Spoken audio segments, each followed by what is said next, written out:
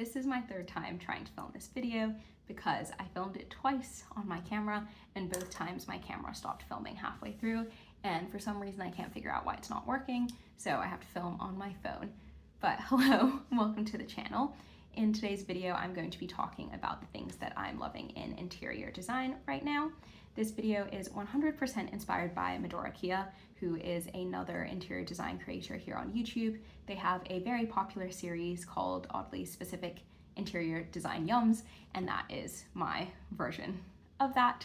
Sorry, this is my version of that, and I'm just going to talk about things that I'm really enjoying in interior design right now. Also, someone on my last video was really angry that I had been off the internet for 6 months and hadn't done my nails, so my nails are in fact now done. So to that person, I hope that makes you feel better about watching my videos. So the first thing I'm loving in interior design right now is dining nooks, and that's specifically dining nooks where they're kind of part of the kitchen, like they're an extension of the kitchen. You can see them from the kitchen. So if you're hosting people and you're cooking, you can still speak to people while they're sitting at the dining table. I think that it's not necessary, and a lot of places don't have the space for a separate dining room where there's like a separate dining table and chairs that's either in a different room or can take up enough of an open plan living space. I'm very lucky that where I live right now, we do have space for a proper dining table that can sit like 8 people. In like a smaller flat, I would love to have a dining nook. I think that they're so cute and cozy and like a good way of making use of the space. And I just really like the different types of design that you can do with them, and think that they're like a good way to have built-in storage. So for example, you could have benches and then there's storage underneath there. And it's just like a good way to have a smaller footprint in a home. The next thing is 2 specific types of tiling. The first is on like coffee tables or side tables. So I have a side table here that you can't really see in frame because of, let me move these. This side table, which is actually much heavier than I expected it to be. So when I moved into this place, my grandma gave me some stuff that she was giving away because she was also moving. And one of those was these 2 side tables that were covered in like a vinyl wrap. And I took the vinyl off because I didn't love it.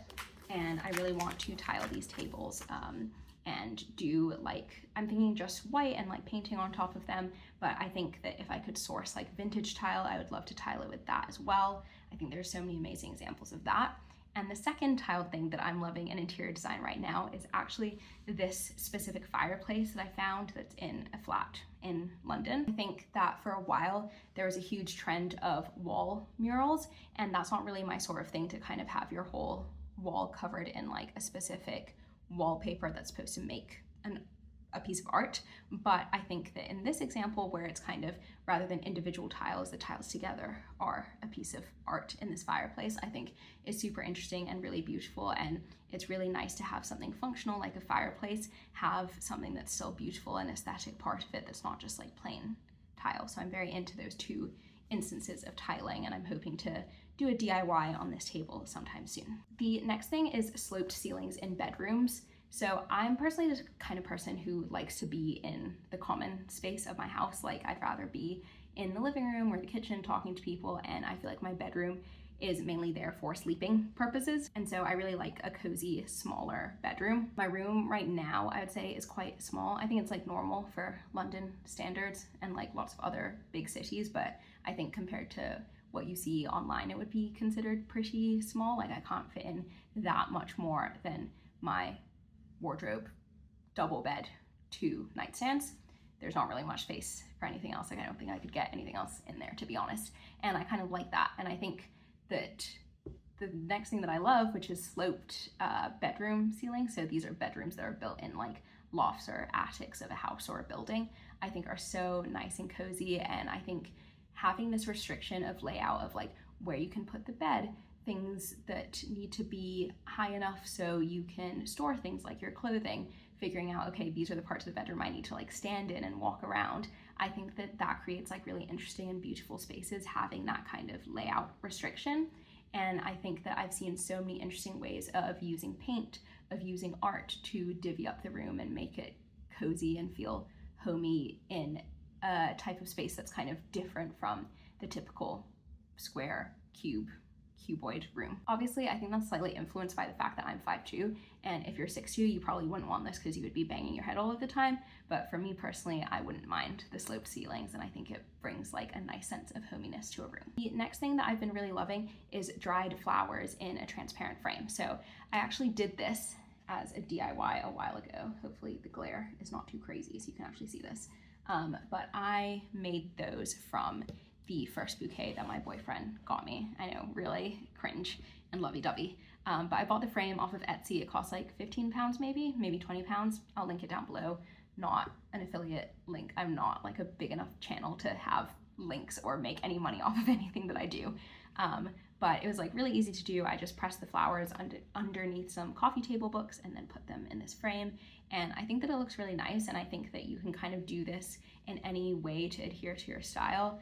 Caroline Winkler here on YouTube did something similar where she pressed flowers but put them like into a frame that she wrapped with wrapping paper and had a matting and things like that, whereas I kind of wanted mine more plain. And so I think this kind of thing is like a really easy DIY to do, and it's kind of more sentimental. It's like art that's like meaningful to you and your life, and you can kind of fit it into your style in whatever way you want. So if you're looking for an easy DIY, that is something that I have been loving. The next thing that I'm loving in interior design is an Ottoman or an upholstered coffee table. And the reason that this kind of sparked in my brain is because I was watching Paige Wassell's move out video of her most recent LA flat before she moved into this new one. And I was like looking at her coffee table again, which is kind of like, it is wooden, I believe, but then there's two upholstered bits on top. And I just think that having lots of like fabric and textiles makes a place feel way more inviting and homey. I think that as much as I love, you know, other textures like metal and wood and glass, like I think that they all have their place. Stone, you know, I think that it's important to mix materials. I think there's also something really interesting about having, like, in her house, she had like two sofas and then this upholstered coffee table, and it just seemed so warm and inviting to have all of that upholstery and fabric in place. And so I'm really into that at the moment. Speaking of sofas, the other thing I'm really into in interior design at the moment is a stripy sofa. I think that in the last like few months, I've just been really into stripes, and I do think this is me being influenced by other interior design influencer people, because I feel like everyone loves a stripe, and I'm also one of the people that loves a stripe. I think it's really easy to assume that your that your sofa should be a plain color, and then you can add in pattern and design with like throw cushions or blankets and things like that.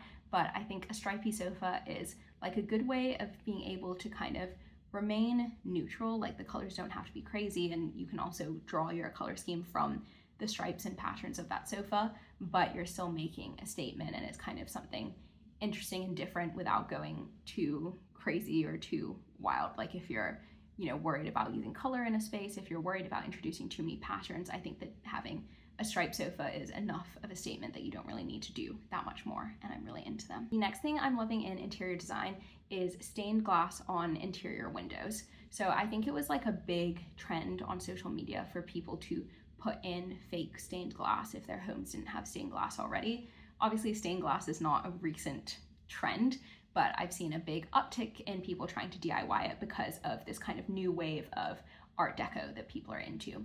And I saw this house online, gorgeous house, but in their kitchen, they have like an interior stained glass window. I say interior because it's the window between the kitchen and the rest of the house. It's not like a window looking to the outside. So I assume the amount of light that filters through is really minimal, but I think it looked really beautiful in this space because the kitchen is very neutral, and then you have like this really colorful stained glass, and I'm sure it looks really nice on the other side as well and kind of diffuses the light in a really interesting way.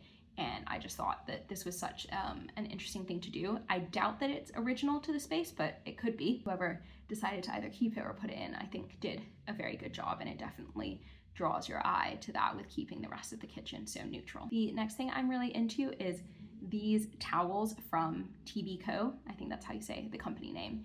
The towels are quite expensive, and this company in general is quite expensive, but they're like a sustainable, ethical company, and so I understand that it wouldn't be as affordable as like a fast fashion brand making these towels. And for ages I've been like, should I buy these towels? Should I not buy these towels? Because they're sold at a shop near where I work, and I always see them and they feel like really high quality and like such a nice thing to have. But I have towels and I don't need to buy new towels right now. So maybe in the future, if I did, I would go for these, but I think they're so nice. I recently bought my best friend Chelsea pillowcases from this company, and she seemed to be happy with them. I also think they're really cute with their stripes and ruffles, and I just really like everything this company makes. I've never bought anything from them, but if I was making more money, then maybe in the future I would. The next thing that I think is quite specific and something I've been thinking about since Christmas, I think I bought these. I live not like that close, but not that far from Columbia Road Flower Market, and one time I went with my friend Kindwin and I bought these. They're either called Chinese lantern or winterberry plants, depending on what you call them, but they're like these really interesting structural shape. And if I can find a picture, I'll put a picture of how I had them in a vase on our dining room table. And I just thought they looked so different and interesting compared to regular flowers. I love regular flowers in the home as much as the next person, but I think this brought like something really new to the space, and I'm quite into having these more structural type plants instead of just your regular bouquet of flowers. And in particular, I just really liked this plant, and I think it's only available in winter, so I haven't seen it around recently, but next Christmas I shall be buying more because I just think they look really cool. And I've never met anyone who knew about these plants, or like I had never seen these plants before I went to the market. So if anyone knows plants or like flowers that are similar to this that you can buy as like a bouquet or like cut rather than like a plant that you have to grow, I would love to know your favorites in the comments below because I am really into this type of thing. And the final thing that I'm really into with interior design at the moment is end grain wooden chopping boards. So I used to always be a plastic chopping board type of person because I was like, oh, I feel like the wood is like absorbing the food, especially for like meat or something like that. But actually anything, I was like, I don't want this. But then obviously plastic has the microplastics. Not that we can like really escape the microplastics. I feel like we're all consuming them all the time, which is, you know, it is what it is. But I think that as I've, you know, done more research and realized, I feel like I sound like someone who doesn't believe in science. I believe in science. But I feel like these wooden chopping boards tend to be, if you take care of them properly and oil them properly, are also naturally antibacterial or antimicrobial. I can't remember what the right word is, but if you take care of them correctly, they are also safe to use for chopping your food. And I think that these end grain ones where you can see all the different types of wood are really beautiful. Over Christmas, I went to Thailand because my family lives in Asia, and so I went to visit them and we did a family holiday. And in Chiang Mai, where we were, there is a lot of teak that's produced, like a lot of teak items, and I saw so many beautiful teak kitchen things. So like I bought my flatmate a wooden spoon, I bought my boyfriend and his flatmates like teak magnets with their initials, but I saw like so many really nice teak chopping boards or chopping boards with end grain from lots of different woods, and I thought like all of these woods together looked so beautiful. I didn't buy one because again, like I have plastic chopping boards that I use, and we also have like a IKEA bench that we use as like a butcher's block to chop stuff anyway. So I'm like, I don't need this thing, and I think that I get joy from knowing the thing exists and that like someone could own it. That someone's just not me right now. But I think that they're really beautiful, and if I moved in the future and had to buy a chopping board, I would buy one of these. So those are all the things that I'm loving in interior design right now. I'm really hoping that third time's the charm and I managed to film this video correctly. If you like this video, please make sure to give it a thumbs up, and I would love to hear in the comments down below what you're loving in interior design right now. Make sure you hit subscribe so that you are notified every time I post a new video. Thank you for watching.